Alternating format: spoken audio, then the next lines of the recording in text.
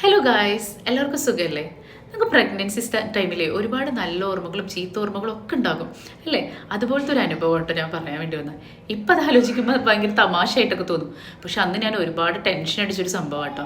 എനിക്ക് തോന്നുന്നു എനിക്കൊരു 5-6 മാസം ഞാൻ പ്രഗ്നൻ്റ് ആണ് മോള.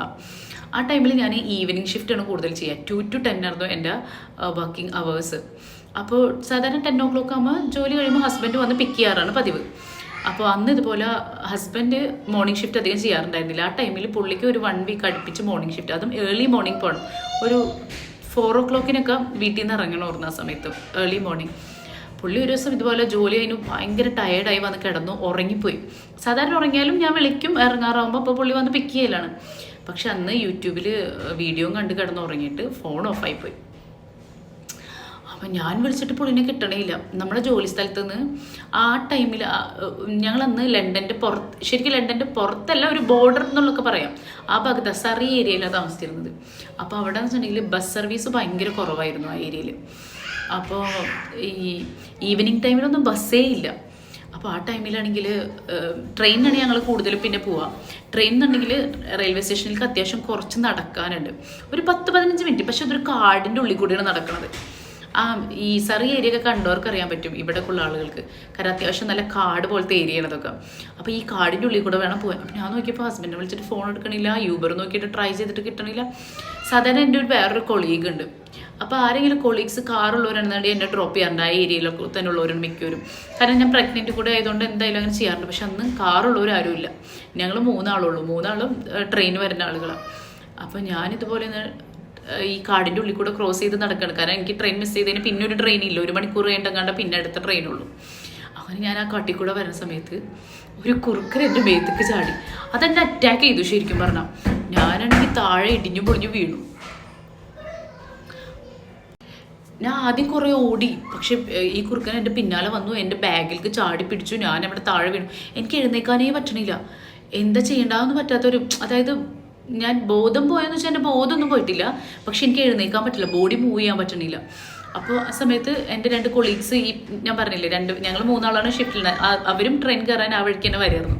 അപ്പോൾ അവർ പെട്ടെന്ന് എന്നെ കണ്ടപ്പോൾ അവർ ആദ്യം വിചാരിച്ച ഡ്രങ്ക് ആയിട്ട് ആരെങ്കിലും കിടക്കാറുണ്ട് സാധാരണ, അങ്ങനെ വല്ലതും ആണെന്നാണ് വിചാരിച്ചത്. പക്ഷെ പെട്ടെന്ന് എൻ്റെ യൂണിഫോം കണ്ടപ്പോൾ അവർക്ക് മനസ്സിലായി, അയ്യോ റെമീനയാണല്ലോ എന്ന് പറഞ്ഞിട്ട് അവരെൻ്റെ അടുത്ത് കൂടി വന്നു. എന്താ പറ്റിയെന്ന് വെച്ചാൽ, അപ്പോൾ എനിക്ക് എഴുന്നേക്കാനൊന്നും പറ്റില്ല. അപ്പോൾ അതിലൊരാൾ എൻ്റെ ഹസ്ബൻഡിൻ്റെ ബെസ്റ്റ് ഫ്രണ്ടുമാണ്, ക്ലാസ്മേറ്റുമാണ്. പിന്നെ അവൻ എന്നെ വട്ടം പൊക്കി ഒരു റെയിൽവേ സ്റ്റേഷൻ്റെ ആ സൈഡ് വരെ എന്നെ പൊക്കി കൊണ്ടുപോയിട്ട് അവിടെ ഒരു സൈഡിൽ ഇരുത്തി. എന്നിട്ട് അവൻ ആംബുലൻസൊക്കെ വിളിച്ചു. ആംബുലൻസൊക്കെ വന്നു, പക്ഷേ കുട്ടി അനങ്ങണില്ല. അപ്പോൾ എൻ്റെ ടെൻഷൻ മൊത്തം അതായത് എന്താ കുട്ടി അനങ്ങാത്താന്നുള്ളൊരു പേടിയായിരുന്നു. ഹസ്ബൻഡിനെ വിളിച്ചിട്ട് ഫോൺ ഓഫ്, കുട്ടിയാണെങ്കിൽ അനങ്ങണില്ല. അങ്ങനെ ആംബുലൻസ് വന്നു, അവർ ലുക്ക് ആഫ്റ്ററൊക്കെ ചെയ്തു കേട്ടോ. അപ്പോൾ അവർ ഡ്രസ്സൊക്കെ മാറ്റി ഇങ്ങനെ ചെക്കൊക്കെ ചെയ്തു. പക്ഷേ എന്ത് ചെയ്തിട്ടും കുട്ടി അനങ്ങണില്ല. അപ്പോൾ എനിക്ക് ആകെ സങ്കടം, എന്താണെന്ന് അറിയില്ലല്ലോ. എനിക്ക് എൻ്റെ നടക്കാൻ പറ്റാത്തതോ കാലനക്കാൻ പറ്റാത്തതോ ഒന്നും വലിയ പ്രശ്നമായിട്ട് തോന്നണില്ല. എനിക്ക് കുട്ടി അനങ്ങാൻ പറ്റാത്ത ഒരു ടെൻഷനോ ഭയങ്കരമായിട്ട് ഫീൽ ചെയ്തു തുടങ്ങി. അപ്പോൾ ആ സമയത്ത് എന്നിട്ട് അവർ സ്കാൻ ചെയ്ത് നോക്കിയിട്ടും പ്രത്യേകിച്ച് ഇങ്ങനെ മൂവ്മെൻ്റ് ഒന്നും കാണുന്നില്ല. അപ്പോൾ അവരോട് പേടിക്കാനൊന്നുമില്ല, ടെൻഷനൊന്നും അടിക്കേണ്ട, നമുക്ക് നോക്കാമെന്ന് പറയും. ഞാൻ അതിലൊരു നഴ്സ് എൻ്റെ അടുത്ത് വന്നിട്ട് പറഞ്ഞു, കുറച്ച് ചോക്ലേറ്റ് എൻ്റെ കയ്യിൽ തന്നിട്ട് പറഞ്ഞു, ഇത് നന്നായി കഴിക്കാൻ പറഞ്ഞു. എന്നിട്ട് കുറച്ച് അങ്ങോട്ടും ഇങ്ങോട്ടും നടക്കാൻ പറഞ്ഞു. അപ്പോൾ ചോക്ലേറ്റ് കഴിച്ച് അങ്ങോട്ടും ഇങ്ങോട്ടും നടക്കാൻ പറഞ്ഞപ്പോൾ എനിക്ക് നടക്കാൻ പറ്റില്ല, കാരണം എനിക്ക് കാലിൽ ഫ്രാക്ചർ ആയിട്ടുണ്ടായിരുന്നു. അപ്പോൾ അവരെനിക്ക് ക്രച്ചസൊക്കെ തന്ന് അവരെന്നെ പിടിച്ചു അങ്ങോട്ടും ഇങ്ങോട്ടൊക്കെ നടത്തിയിട്ടോ. അങ്ങനെ ഒരു 2-3 മിനിറ്റൊക്കെ കഴിഞ്ഞപ്പോഴത്തേനും കുട്ടി അനങ്ങിയിട്ടാണ്. അപ്പോൾ എനിക്ക് എന്താണെന്ന് പറയാൻ പറ്റാത്തൊരു അവസ്ഥയായിരുന്നു. കാരണം അത്രയും നേരം കുട്ടി അനങ്ങളില്ലാന്ന് പറഞ്ഞിട്ട് നമ്മുടെ ഉള്ള ജീവൻ പോയി എന്നൊക്കെ പറയില്ല. പെട്ടെന്ന് പിന്നെ കുട്ടി അനങ്ങിയെന്നപ്പോൾ ഭയങ്കര സന്തോഷമോ കരച്ചില്ല, എന്തൊക്കെയോ ഒരു ഫീലിങ്സ് ആയിരുന്നു ആ സമയത്ത്. അത് കഴിഞ്ഞ് ഞാൻ അവിടുന്ന് അവർ യൂബറൊക്കെ വിളിച്ച് ഞാൻ വീട്ടിൽ നിന്ന് തിരിച്ചെത്തി. ഇപ്പോൾ രാവിലെ ഇപ്പോൾ ഹോസ്പിറ്റലിൽ നിന്ന് ഡിസ്ചാർജ് ചെയ്തു. രാവിലെ വെളുപ്പിന് ഒരു 2 മണി 2:30 ടൈമിലാട്ടോ. അപ്പോൾ ക്രച്ചസൊക്കെ തന്നിട്ടുണ്ട്. അപ്പോൾ ഞാൻ വീട്ടിലെത്തി. എനിക്ക് സ്റ്റെപ്പൊന്നും കയറാൻ പറ്റില്ല. അപ്പോൾ ആ ടാക്സി ഡ്രൈവർ എന്നെ വന്ന് ഹെൽപ്പ് ചെയ്തു സ്റ്റെപ്പ് കയറാൻ. നമ്മൾ ഗ്രൗണ്ട് ഫ്ലോറിൽ തന്നെ താമസിക്കണം, ആകെ 2 സ്റ്റെപ്പും കൂടെ കയറാനുള്ളൂ. അങ്ങനെ ഞാൻ വീട്ടിൽ വന്ന് കിടന്നുറങ്ങി. ഞാൻ നോക്കുമ്പോൾ എൻ്റെ ഹസ്ബൻഡ് നല്ല ഉറക്കമാണ്. ഞാൻ വന്ന് ടയേർഡായി അവിടെ കിടന്നുറങ്ങി. പിറ്റേ ദിവസം രാവിലെ എൻ്റെ ഹസ്ബൻഡ് എന്നെ വിളിച്ചിട്ട്, റമി ഇവിടെ കള്ളം കയറി തോന്നുന്നുണ്ട്. അപ്പോൾ ചോദിച്ചാൽ എന്താണ്, ഇത് ഇവിടെ ആരും വടിയൊക്കെ കൊണ്ട് വെച്ചിട്ടുണ്ടെന്ന് പറഞ്ഞു. ചോദിച്ചാൽ വടിയാ? അപ്പോൾ എന്നോട് നീ മറ്റേ ക്രച്ചസൊക്കെ ഇരിക്കുന്നുണ്ട് എന്നാണ്. അപ്പോൾ ഞാൻ പറഞ്ഞു അടിപൊളി. ഞാൻ ഹോസ്പിറ്റലിലാണ് പറഞ്ഞിട്ട് ആളാകേഷൊക്കെ ഹോസ്പിറ്റലിലോ എന്താണ് സംഭവം എന്ന് വിചാരിച്ച്. ഞാൻ ഇപ്പോഴും മറക്കാത്തൊരു സംഭവം. ഇപ്പോഴും എനിക്ക് കുറുക്കനെ കാണുമ്പോൾ പേടിയാണ്.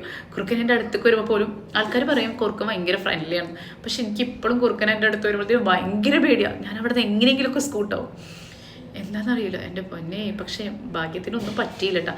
ഭാഗ്യത്തിനൊന്നും പറ്റിയില്ല എന്ന് മാത്രമല്ല, അവരാ സമയത്ത് വന്നതുകൊണ്ടും ഞാൻ രക്ഷപ്പെട്ടു. അല്ലെന്നുണ്ടെങ്കിൽ ആ സമയത്ത് ആയ ഒരു ഏരിയ കൂടെ ഒരു മനുഷ്യനധികം വരാത്തൊരു ഏരിയയാണ്.